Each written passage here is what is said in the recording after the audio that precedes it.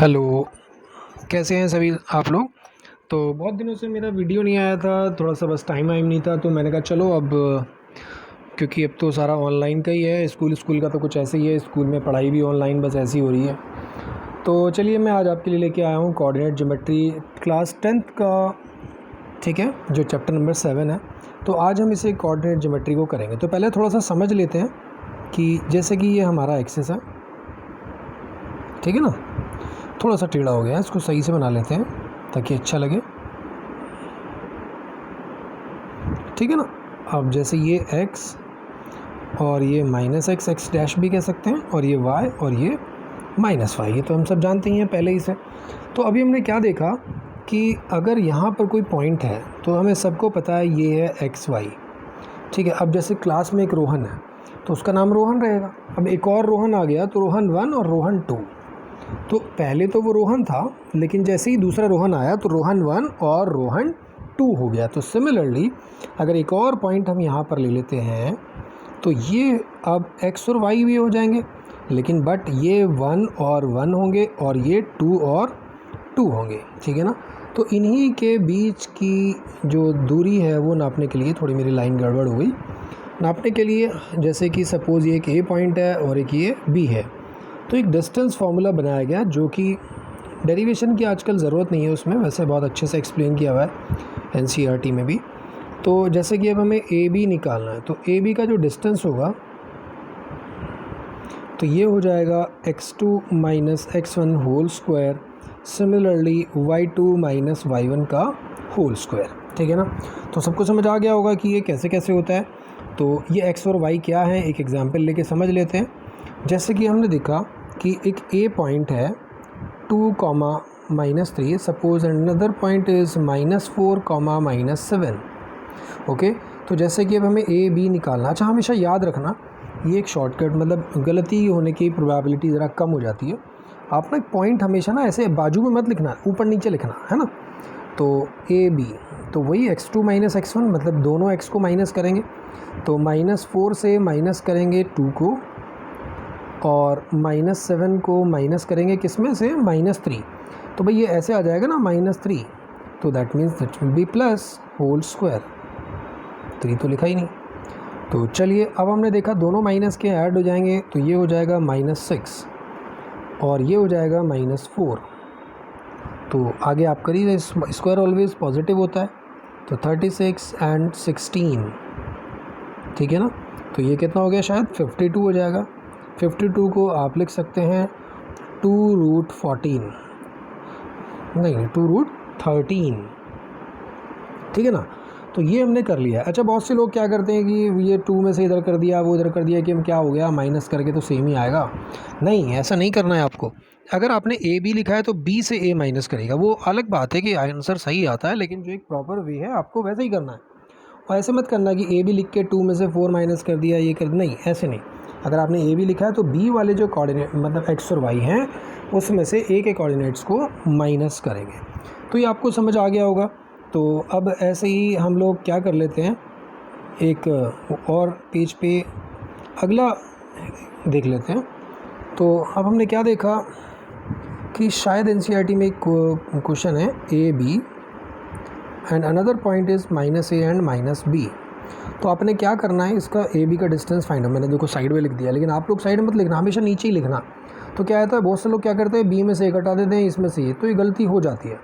तो ये गलती नहीं करनी है, इससे बचने के लिए हमें इन्हें ऊपर नीचे ही लिखना है। तो -A से -A को और -B से B को सब्ट्रैक्ट करना है। तो हमने क्या देखा, ये क्या बन जाएगा, -2A का स्क्वायर, और ये बन जाएगा -2B का स्क्वायर।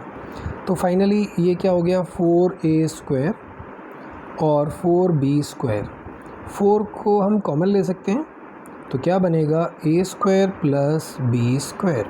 अच्छा, 4 तो रूट हो सकता है ना बाहर, तो ये आ गया 2A square plus B square. बहुत से बच्चे क्या करते हैं, ये बाहर नहीं आ सकता क्या A और B, नहीं आ सकता ना, बीच में प्लस है।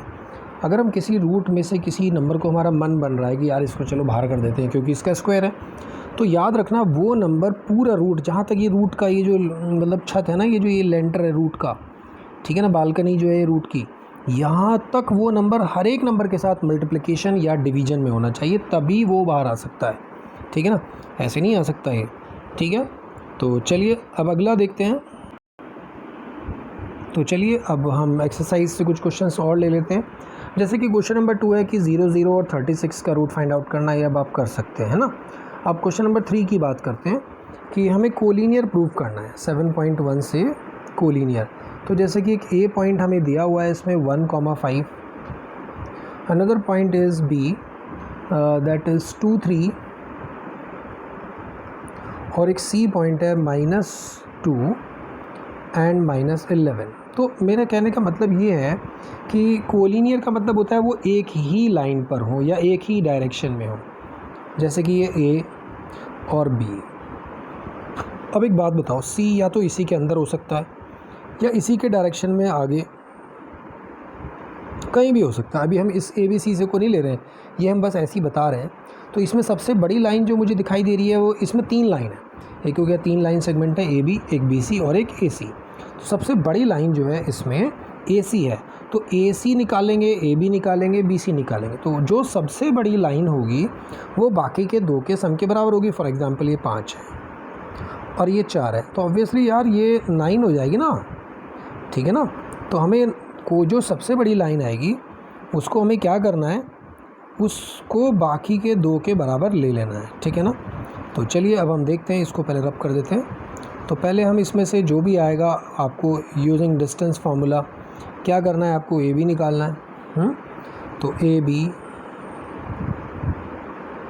डिस्टेंस फार्मूला हर बार लिखिएगा, 2 में से 1 माइनस कर देंगे और 3 से ये 5 माइनस कर देंगे। तो हमने क्या देखा, माइनस ये हो जाएगा 1, 1 स्क्वायर इज़ 1, ये हो जाएगा -2 square is 4, that is 5। Similarly आप ऐसे ही बी सी भी निकालेंगे और फिर ए सी भी निकालेंगे। अब इनमें जो सबसे मतलब लॉन्गेस्ट हो ए बी बी सी या सबसे बड़ा वैल्यू जो आएगी वो अगर बाकी के 2 के सम के बराबर आ गया, फॉर एग्जांपल चलो ए सी मान लेते हैं सबसे बड़ा आ रहा है, ये सपोज़ किया मैंने, अभी मुझे पता नहीं है, कुछ भी आ सकता है बड़ा।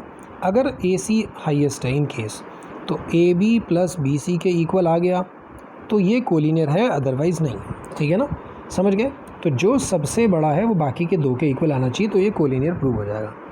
बिल्कुल ऐसे ही क्वेश्चन नंबर 3 है, सॉरी 4 में बताना है कि वो वर्टिसेस ऑफ आइसोसेलेस ट्रायंगल है। तो vertices of isosceles triangle, isosceles तो आप जानते हैं जिसकी 2 साइड्स इक्वल हो। क्यों, एक ऐसा ट्रायंगल जिसकी 2 साइड्स इक्वल हो। तो अगर आपको आइसोसेलेस प्रूव करना है तो मतलब एनी टू साइड्स ऑफ 3, मतलब 3 में से कोई सी भी 2 इक्वल आएंगी। ठीक है ना। ऐसे ही अगर मान लो राइट एंगल प्रूव करना हो, इसको हटा देते हैं, ये क्या बना दिया मैंने। अगर राइट एंगल ट्रायंगल प्रूव करने के लिए कहता है तो जो सबसे लॉन्गेस्ट साइड है उसका स्क्वायर, वही पाइथागोरस यानी कि जो हाइपोटेनस आएगी उसका स्क्वायर बाकी की 2 साइड के स्क्वायर के बराबर है। वो जो अभी हमने किया था वो अलग अलग था, स्क्वायर नहीं था। देखो यहाँ पे वो स्क्वायर नहीं है, वो क्या है, ऐसे ही डायरेक्टली ऐड करना है, लेकिन यहाँ स्क्वायर करके ऐड करना है। तो राइट एंगल के लिए स्क्वायर करके। और अगर ये आ जाता है कि इक्विलेटरल, तो इक्विलेटरल में तो आपको पता ही है ऑल साइड्स आर इक्वल, तो मतलब ए बी बी सी और ए सी या P Q R what ever जो भी उसके कोऑर्डिनेट्स के नेमिंग होगी वो सब इक्वल आने चाहिए। ठीक है ना। ऐसे ही क्वेश्चन नंबर 5 है, 5 में एक डायग्राम दिया हुआ है, तो डायग्राम से आप उसको देख के कर सकते हैं, उनकी पोजीशन बता सकते हैं, बिल्कुल ही ग्राफ टाइप से बना हुआ है वो। ठीक है। अब आ जाते हैं क्वेश्चन नंबर 6 पे। तो क्वेश्चन नंबर 6 में क्या कहता है कि name the type of quadrilateral form, मतलब वो किस टाइप का क्वाड्रिलेटरल है, रेक्टेंगल है या वो है। तो अगर आपकी उनकी प्रॉपर्टीज़ पता है तो आप इसे शो कर सकते हो। तो आपको 4 पॉइंट है, मतलब ऐसा है जैसे कि ये थोड़ा सा हम इसको अलग टाइप से बनाते हैं। मैं आपको थोड़ा सा प्रॉपर्टीज़ के बारे में भी बता देता हूँ कि जैसे कि हमारा सबसे पहले होता है पैरेललोग्राम। ठीक है ना। तो इसके डायगोनल्स अनइक्वल होते हैं, opposite sides are equal and diagonals are not equal. ठीक है ना। अगर हम इसके डायगोनल इक्वल कर दें तो ये रेक्टेंगल जैसा हो जाएगा, और अगर हम इसकी सिर्फ साइड इक्वल करें तो ये हमारा क्या हो गया, रेक्टेंगल। तो ये तो हमारा पैरेललोग्राम था, ये पैरेललोग्राम बहुत फेमस है। ठीक है ना। अगर हम पैरेललोग्राम के डायगोनल्स इक्वल कर देते हैं तो रेक्टेंगल बन जाएगा, और अगर सिर्फ ऑल साइड्स आर इक्वल कर देते हैं तो वो क्या बन जाता है, रोम्बस। और अगर ये दोनों ही प्रॉपर्टी कर दें, डायगोनल्स भी इक्वल कर दें और रोम्बस उसके 4 साइड्स भी इक्वल कर दें, तो ये बन जाता है स्क्वायर। क्या बन जाता है ये, स्क्वायर।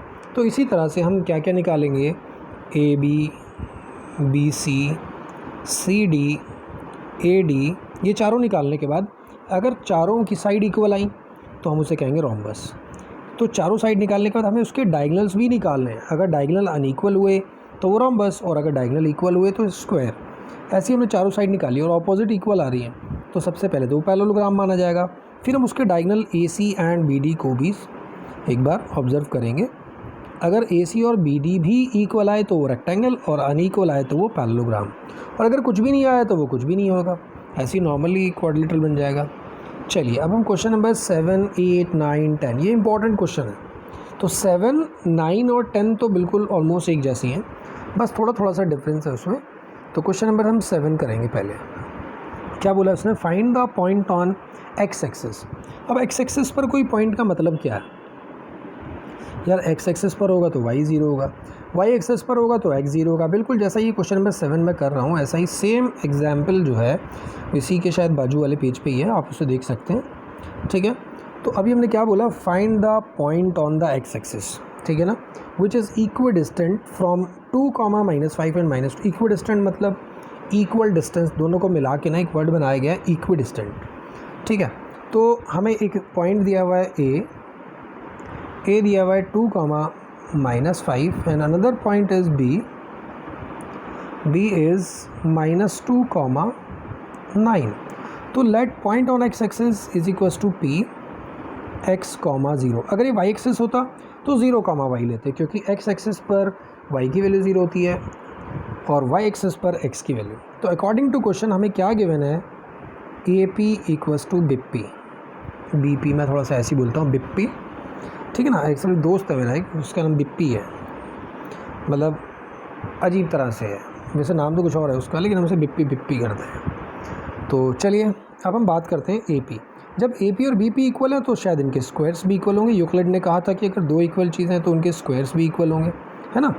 तो मतलब हम ना इस पर रूट हटा देंगे, जैसे ये लगाया ना हमने x2 - x1 होल स्क्वायर, तो अब रूट नहीं आना है क्योंकि अब हमने स्क्वायर कर दिया, क्यों भाई। तो चलिए अब हम क्या करेंगे, x - 2 होल स्क्वायर और y -5, तो ये शायद प्लस हो जाएगा, whole square equal to x -2 whole square and 0। शायद मैंने कुछ गलत कर दिया है, एक बार इसको गेम कर देते हैं इसका। हाँ, ये वाला गलत हो गया भाई, ये ना x में से तो 2 गया, 0 में से 5 जाएगा, मैंने y लिख दिया उसे। तो 0 -5 होल स्क्वायर, ऐसे ही y -2, ओह शिट, y क्यों है ये x है भाई, ये रहा ना x2 - x1,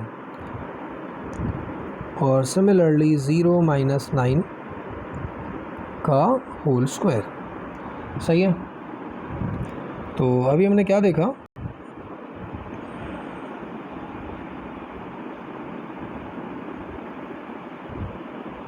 हाँ जी, तो अब हमने देखा कि 0 -9 का होल स्क्वायर।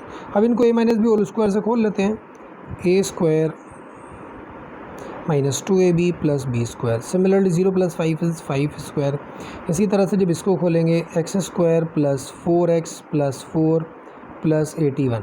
अब देखो ये सेम साइन वाले हैं, x स्क्वायर से x स्क्वायर गया और क्या गया, 4 से शायद 4 भी गया, तो हमारे पास लेफ़्ट साइड में बचता है 4x और +25, और इधर बचता है 4x + 81। सबको एक साइड कर लेते हैं, 4x के पास -4x, तो और 81 के पास 25 आ जाएगा, तो -8x, और ये हो जाएगा 56। Then x is equal to -7, then point should be will be x, 0, that means -7, 0। बिल्कुल जैसे कि हमने ये इसमें इक्विडिस्टेंट वाली कंडीशन लगाई है, 8 और 9 में भी ऐसा ही है। अब देखो इसमें ना y 0 है, जो हमने ये वाला पॉइंट लिया है इसमें तो 0 है, तो कोई फ़र्क नहीं पड़ता। इसमें अगले वाले में 10th क्वेश्चन में ये जो है y है, तो उसमें रिलेशनशिप निकालनी, क्योंकि एक इक्वेशन से हम एक ही वेरिएबल की वैल्यू निकाल सकते हैं, दो की तो निकाल नहीं सकते। तो चलिए अब हम कर लेते हैं क्वेश्चन नंबर 8। वो ऐसा ही है, मतलब उसमें पहले से ही हमें दिया हुआ है।